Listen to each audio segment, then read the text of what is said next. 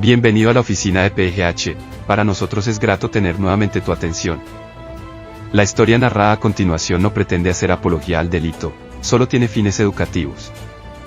Recuerda que el relato está basado en anécdotas e investigaciones, por ello puede que algunas cosas no hayan sucedido como se cuentan en el video, eres libre de sacar tu propia versión. Mario Alberto Castaño Molina, el Chopo, nació en La Estrella, Antioquia, en 1953, provenía de una familia de clase media, siendo él, el tercero de 5 hermanos. Estudió en el Colegio Salvatoriano, allí conoció a varios de sus amigos quienes se iniciaban en el bajo mundo del hampa. Estos empezaron a llamarlo Chopo, apodo que se ganó sin imaginarlo, pues se cree que fue una de sus primeras armas que usó en una de sus víctimas. El Chopo andaba de arriba para abajo con sus colegas, siempre haciendo de las suyas, y en una de esas fechorías fue atrapado y llevado al reformatorio. Muy pronto divisaría la libertad. Para ese tiempo, el Chopo ya era todo un hombre de sangre caliente y horrísono. Aprovechando la oportunidad que Elkin Correa y el Mico inauguraban una escuela de sicariato, decidió inscribirse. Le sirvió tanto las clases, que el Mico lo consideró como un discípulo suyo. Pero la especialidad con las armas también se tradució en maldad, tanto que mataba a personas por un simple gesto de burla. A pesar de tener una baja estatura, de 1,55 cm, no le impedía demostrar su agresividad bruta. Caía la tarde cuando le pegó un tiro en una pierna a su mujer, porque en un descuido, a su primogénito lo atropelló un camión. También le gustaba enfrentarse con la policía. Aquello se vio reflejado el día que amenazó con quemar el pueblo si no dejaban en libertad a su mujer y a su hija. El alcalde, temeroso, ordenó que las liberaran. Exmujer a la que golpeaba y arrastraba del pelo como a trasto propio. Le impedía volver a hacer pareja, incluso llegó a matar a uno de sus novios en la sala de su casa. Pablo Escobar lo conoció cuando tenía en La Estrella, Antioquia, grandes amigos, entre los que se encontraban los antes mencionados, Elkin Correa y Jorge González, veteranos de la guerra de los contrabandistas. Allí adquirió propiedades y a su primer escolta, Rubén La Yuca. En aquellos días quedó encantado con las destrezas de aquellos jóvenes de ese lugar como Luis Carlos Aguilar, el Mugre, Otto y Mario Alberto Castaño Molina, el Chopo, quien sobresalía entre varios, pues como se dijo, había sido un alumno aventajado en las escuelas de sicariato de Elkin Correa y de El Mico, uno de sus mentores. Su trabajo como mesero en el Hotel Intercontinental no le duró, sin embargo ya estaba bien relacionado con el delito. Cuando huéspedes, en estado de ebriedad, se acercaban al recinto, el Chopo hurtaba ganancias extras a su sueldo mínimo. Castaño los acompañaba hasta la habitación destinada y cautelosamente les sustraía el dinero de sus billeteras.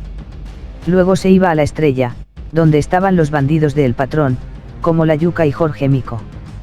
Con ellos solía tomarse un trago en el bar Los 13 Botones, propiedad de Elkin Correa, escuchar y bailar al zum de Juanito Alimaña, canción que le encantaba, veía reflejada su vida y a quien cada día se parecía más. Pero no solo era bravo, también lo dominaba la vanidad. El Chopo, en cierta oportunidad, llegó al mismo bar y al encontrar a Elkin Correa estrenando ropa de pies a cabeza, le dijo: «Yo al lado tuyo parezco un mayordomo». Inmediatamente salió. En un almacén exclusivo se vistió, también de pies a cabeza, con Yves Saint Laurent. Al regresar, muy engreído, lo miró desafiante: «Ahora sí podemos andar juntos, papacito», y se sentó a tomar aguardiente. Pronto pasó a ser la sombra del zar de la cocaína, eran los días dorados del cartel y allí estaba Mario, ya no como un Chopo sino con una AK-47. Era un hombre de El Patrón, como a él le enorgullecía decir. A medida que crecía el cartel, crecía también su ambición. Bandidos como él se ganaron a pulso el control de cada una de las bandas que delinquían en toda Antioquia y el respeto con acciones que desplegaba cuando fue parte del grupo Más, Muerte a Secuestradores, donde se vestía con prendas del ejército. Se hizo cabecilla de una banda de pistoleros conocidos como Los Quesitos. Y con las inspiraciones del doctor había mucho trabajo por hacer. En 1984, Pinina, La Yuca, Otto y el Chopo, dirigieron a los sicarios Darío Guisado y Bayrón Velázquez, quienes habrían de asesinar a Rodrigo Lara Bonilla. El sicario se encomendó a María Auxiliadora, besó la estampa, se la acomodó a los calzones y así empezó la primera gran guerra del cartel. Un error cometido ocurriría en el homicidio. Pinina llegó a creer que el patrón los mataría a todos para romper los seguimientos, pero no fue así. Cuando los rastreos llevaron a la policía a la casa de los suegros de El Chopo, en La Estrella, su suegro, que lo consideraba un vicioso animal y lo odiaba, fue el primero en señalarlo. Él es escolta de Escobar, si él participó en el operativo. Sin embargo, su adicción a la cocaína y el licor, consumía fuertes dosis de cocaína cuando bebía, solo competían con su adicción a la sangre. Un gatillo alegre que solía burlarse de sus víctimas y de los gestos que hacían los moribundos, un sujeto desarmado. Hablaba de cada homicidio como si se tratase de una presa y solía hacer morbosas descripciones de los últimos gestos de los condenados. Tanto así que el respeto y el temor entre los delincuentes no solo le dieron el título de el rey de los bandidos, sino que lo conocían a finales de los 80 como Campos Elías, en alusión al veterano de la guerra de Vietnam que provocó una masacre, o también como el Pablo Escobar de la calle. Y por épocas no pasaba una semana sin que el Chopo sumara muertos a su lista negra. Su estilo de vida no le gustaba a Pablo, pero ya había probado finura y lealtad, que para él era lo más importante. Era un asesino relámpago que acompañaba a Escobar en los más atroces actos terroristas, asesinatos de policía, jueces y periodistas. Pablo le había ordenado eliminar todo el rastro en Medellín sobre el diario El Espectador, la empresa mentirosa, como él le llamaba, y así se hizo. Le encantaba la guerra y, cómo no, si cada atentado significaba miles de dólares con los cuales podía llevar la vida vanidosa y de ricos que veía a su alrededor y que siempre quiso.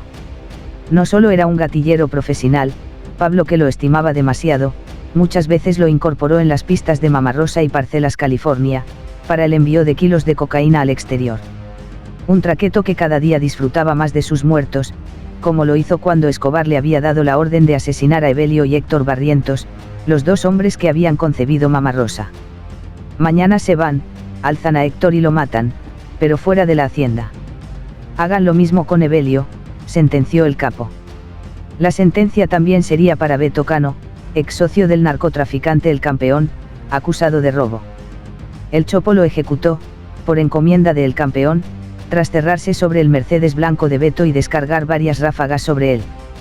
Pero fuera de cumplir órdenes, también estuvo en momentos complicados con el doctor, como en la fuga de El Bizcocho. Sigilosamente escapaba con el capo, cuando un soldado se apareció y los apuntó. Baje su fusil, soldado. Somos del F2 y estamos en el operativo. Retírese, dijo Pablo. Inmediatamente el cabo hizo caso y solo así pudieron huir. Hombres como él, le recomendaban a Escobar no hacer la paz y lo alentaban a la guerra, y más si eran contra los caleños, a quien los atacó junto a Pinina y luego con su amigo Tyson, quien era de los pocos que se sentaba a tomar un trago con él, porque sus borracheras siempre terminaban en balacera. Ellos eran los más sanguinarios del cartel. Tyson pasaba tiempo en lugares como el puerto de Buenaventura dirigiendo ataques a los jefes de Cali, pero el asalto a Candelaria para matar a Pacho, socio del cartel enemigo, debía ser una masacre y Campo Elías, Chopo, no podía faltar. Ojalá que esa loca muera con los guachos de fútbol puestos, les había dicho Pablo burlándose. Pacho sobrevivió, pero murieron muchas personas. Por acciones como esas estuvo a punto de ser detenido, aquella medianoche del 2 de marzo de 1988, cuando los magníficos robaron el Turbo Commander 1000 de la base militar de Catam, ordenado por Gustavo Gaviria. Las bengalas y las ráfagas de los aviones de la caza de la Fuerza Aérea lo sorprendieron a él y Maxwell, uno de los pocos que conocían a El Chopo en profundidad, en la mayoría de la hacienda Nápoles. Chopo alzó como pudo a su pequeña hija y los tres salieron de la casa y abordaron un campero Toyota color rojo. A pesar de la premura, tuvieron que esperar varios minutos hasta que los trabajadores de HH montaron en el vehículo varios equipos de radiocomunicación que de ordinario permanecían en la pista de la hacienda. Castaño después tomó la decisión de seguir con su hija hacia Medellín. Detrás del amor hacia su niña, como ningún otro sicario del cartel, Chopo seguía sintiendo una atracción morbosa por el crimen. Se solazaba narrando homicidios cruentos de los que era autor, y el atentado que había preparado contra el cuerpo élite de la policía era el primero de cuantos él mismo había organizado y ejecutado. Una mañana de octubre de 1989, Chopo y dos de sus agentes habían dinamitado la sede del periódico Vanguardia Liberal con un carrobomba. La orden había partido de Pablo Escobar. Vanguardia Liberal se nos está convirtiendo en otro Espectador. Ese atentado había dejado 2 víctimas mortales y pérdidas millonarias, pero jamás podría equiparse al que se consumó en la tarde del miércoles 11 de abril de 1990, en el puente Tequendama. Lo hecho cegó la vida de 8 policías y 8 transeúntes. Sin que lo anterior fuera poco, también dio la tarea a Enchufe y Pájaro de secuestrar a la hija del expresidente Belisario Betancur. Van a haber 300 millones si la alzan y 150 si las matan. Ustedes escogen, les dijo. La operación falló, pero la víctima se llevó un buen susto que nunca olvidó. De similar forma participó en el plagio al hijo del dueño de la empresa Media Crisol, cuando junto a sus sicarios y guiado por la monja voladora, retuvieron al agraviado. No obstante, el secuestrado fue liberado después de pagar una fortuna. Acto seguido, el Chopo sería el responsable del asesinato al exministro Lou Murtra. Este se había batido contra las sentencias antiextradiciones. Le voy a dar 100 millones de pesos por la vuelta, pero usted me responde que quede bien hecha porque es mucha plata. La lotería de Medellín paga 80 millones de pesos y yo le voy a dar 100. Haga de cuenta que se ganó la lotería, le dijo Escobar a El Chopo. Fue así que se cumplió el vaticinio. La noche del 30 de abril de 1991 Lou salía de dictar la última hora de cátedra. Caminaba por la avenida en busca de un taxi cuando los pistoleros lo sorprendieron. Quedó sobre la acera con varias laceraciones de bala. Para 1991, el Chopo tenía más de 35 años. Había sacado una barriga notoria y gustaba dejarse crecer el bigote y la barba de los pómulos. Ocultaba su calvicie con pelucas de abundante pelo negro rizado y se había realizado un tatuaje de águila de colores en el brazo izquierdo. Para julio de ese año, se acordó la paz con el gobierno. Pero ello no le significó descanso para su pistola, ya que en un gran plan entre varios miembros del cartel con Hernán Darío Henao, y en el que participaron miembros de la banda La Ramada, como los hermanos Sandelos, el Chopo dirigió el asesinato del jefe paramilitar Henry Pérez. La confianza con Escobar estaba ganada, pero algunos, como el Mugre, los veía como rivales. El Chopo no solo era el rey de los bandidos, sino de la vendetta. Si quería que Pablo matara a El Mugre, le recordaba que en un allanamiento a la casa de El Mugre, la policía encontró números y pistas para perseguir a Pinina, pero el patrón no permitía aguirnarlo como quería. Aún así, el Chopo mató a varios del combo del Mugre, incluido a Carro Chocao. Chopo mataba sin permiso de nadie, les decía a sus hombres, tranquilos que yo frenteo al patrón, y se excusaba con Pablo, lo maté por sospecha comprobada, me estaban sapeando en la brigada. En una de esas Pablo y Mugre revisaban unas grabaciones. Esa es la voz de la exmujer del Chopo, le dijo a Aguilar. Al igual que Juanito Alimaña, a El Chopo nadie lo denunciaba excepto Ana, cansada de los golpes y a quien estuvo a punto de matarla, como aquella vez que le dio un tiro en la pierna por un descuido con su hijo, y al enterarse, por medio de la modelo, que un amante de Ana lo mandó a matar, no solo lo ejecutó sino a ella le dio la pena del año. Nadie quería tener problemas con el Chopo. Algunos recordaban que por orden de Pablo mandó a matar a Rubén Londoño, la temible Yuca, por alzado. Y también por orden de la cúpula del cartel le tocó asesinar a su mentor, Jorge Mico, quien se atrevió, con alias El Torerito, a robar varios millones a Fernando Galeano, socio de Pablo. Lo mató mientras le mostraba unos caballos finos en Sabaneta. Chopo había ganado fortunas, pero se sentía todo un capo y quería más. En una reunión sentado con sus amigos, el Titi y Juan Carlos Castaño, el latino, uno de sus cuñados, Chopo se quejaba de los socios del cartel, estos no le están colaborando al señor. El patrón casi que no puede con los gastos en la catedral, ellos haciendo plata y nosotros pasando hambre y poniendo el pecho, decía mientras acariciaba su anillo de oro. Indagó en las rutinas de Gerardo y William Moncada, de quien había escuchado que querían dejarlo a Pablo pobre para que no pero el que empezaría a joder sería el Chopo, quien enterado de sus reuniones con gente extraña empezó a extorsionarlos. Estos asustados le habrían pagado una fortuna. Las familias Moncadas y Galeanos eran los ricos del cartel. Desde Itagüí el negro Galeano manejaba sus negocios y cuando de nuevo se atrevieron a robarle, juró que esta vez no dejaría a nadie vivo. Al saber que sus 20 millones estaban en mano de Titi y el Chopo, pensó reclamar a Escobar, pero estos, probándolos, le pidieron que aportara una tercera parte, a lo que el negro le respondió, no nada, ni por el puami me devuelven hasta el último centavo. A esto le seguirían confiscaciones de todos, masacres de aliados, desde julio de 1992. Esto es un Fujimorazo. Los bandidos dimos un golpe de estado. Acabamos con esos hijo de Kiko y el negro porque ellos nos querían esclavizar. Nosotros le dijimos a Pablo lo que íbamos a hacer y él nos autorizó porque este par de hijos nos tenían aguantando hambre, y nosotros y él habíamos hecho un compromiso con ellos, nosotros guerreábamos en contra de la extradición y Pablo se metía a la cárcel, pero ellos no nos colaboran con el negocio, nosotros no hemos sacrificado todo el tiempo en esta guerra. Usted sabe que yo maté a Lara Bonilla y que hicimos el secuestro de Carlos Mauro Hoyos con Popeye. Nosotros matamos ministros, gobernadores, alcaldes y policías, yo maté a Kiko. Usted sabe que nosotros somos más de 10.000 bandidos. Nosotros manejamos todos los combos. A nosotros no se nos mete nadie y el que se nos meta, lo barremos, le dijo el Chopo a un trabajador de los Moncada. El Chopo había empezado una nueva purga que traería la segunda gran guerra del cartel. Para 1993 a Castaño le habían matado a muchos compinches como el Palomo y muchos redes terroristas fueron desmanteladas.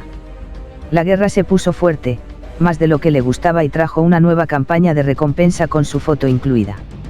Las autoridades sabían que era el soporte de Pablo y cuando comprobaron que solía vestirse de mujer, pensaron que era raro, pero al gran bandido se le conocía por ser muy mujeriego y fuera homosexual o no, se había convertido en el segundo criminal más peligroso y prioridad del bloque de búsqueda. Chopo reconoció su foto y varios hermanos de una examante pagaron con la vida. Pablo le dijo a su abogado, los muchachos están muy molestos por las torturas y esto se fue a guerra. Algunos morían en combate y otros como cuchilla eran metidos en moledoras de caña o eran lanzados desde helicópteros. Viendo esto el Chopo se puso muy serio y hasta dejó el licor. Sin embargo no se quedó atrás y a un informante de los Pepes, organización que pretendía destruir el cartel de Medellín, que capturaron ordenó que le dieran tremenda matada, 100 tiros para dar el ejemplo. Su red terrorista estaba integrada por Memo Bolis, Juan Caca, el Titi, Ñangas, a quien le encargó bombardear Bogotá, Boliqueso, el estrangulador, quien fue capturado y ahora estaba con los Pepes y la policía, señalando al que era y al que no era. Y también sus cuñados Luis Cavi y el Latino, hermanos de su reciente novia Ángela Castaño. Mario se movía donde menos lo imaginaban, en pleno centro de Medellín. La segunda semana de marzo se realizaron más de 300 allanamientos, pero mientras le perseguían, él no tenía problemas en ir al cine, Metro Avenida, con Ángela, a ver películas como Fuerza Delta. Después de todo se daba el lujo de entrar y salir de su apartamento y nadie lo reconocía. Pablo se reunía allí con él también. Entretanto, las revelaciones de Boliqueso acercaron al bloque de búsqueda y los Pepes al ala terrorista que era manejada por el Chopo bajo la ley del miedo. Les decía, al que me entregue o sapee lo mato.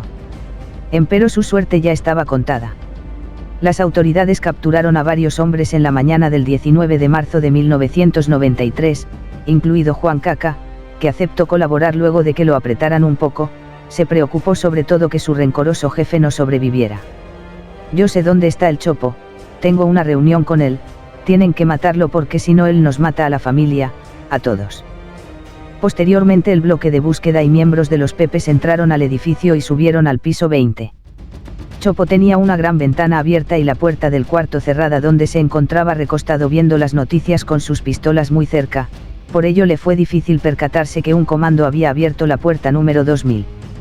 Cuando intentaron entrar a la habitación, empezó a salir fuego desde adentro una y otra vez, ráfagas tras ráfagas.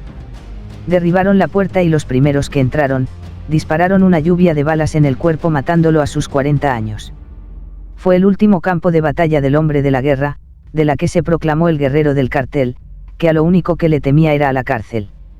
Los que abatieron a El Chopo, debieron demostrar que estaban preparados para disparar en ráfagas y acertar, pues la fiscalía lo vio como un asesinato. A Juan Caca, primo de la Yuca, acostumbrado a delatar a sus amigos, lo ejecutaron tiempo después con un tiro en la boca de Bellavista con un letrero que decía, por sapo. La muerte de Castaño fue el papá de los golpes, murió el gran bandido, decían. Luego le seguiría su patrón, ambos terribles enemigos de Colombia, al que bombardearon sin piedad. Chopo era considerado el hombre más guerrero y violento del cartel, fue de los pocos que llamaba a El Capo por su nombre. El aprecio era mutuo, fue su amigo y cuando lo conoció supo que moriría por él y nunca lo dejó solo. Don Berna y Carlos Castaño, quienes lo persiguieron, lo describieron como alguien que se creía más bandido que todos los demás, en un cartel como ese que le llamaran el rey de los bandidos no sería por poco. Se cree que su cuerpo reposa en la Estrella Antioquia, lugar donde se crió. Algunos creen que murió cumpliendo su misión, pero fuera de eso la muerte de El Chopo y Escobar no terminó con la violencia. Le seguirían otros, que como ellos, son símbolos de los antivalores, tristemente admirados por muchos y hasta parte de un culto a bandidos que crece como el Robin Hood paisa o El Chopo y sus compinches, que quizás no regalaban casas pero sí tragos para todos. Y patrocinaban las fiestas tradicionales del pueblo, como la procesión de Nuestra Señora de Chiquinquirá, patrona de Colombia y La Estrella, de la que muchos de ellos eran devotos. Queda evitar el legado terrible de hombres como El Chopo, que fueron reyes de Lampa, que ahora son leyendas, pero que quede claro, leyendas entre bandidos. Si te gustó el relato, no olviden darle manita arriba y suscribirse, subimos vídeos todas las semanas.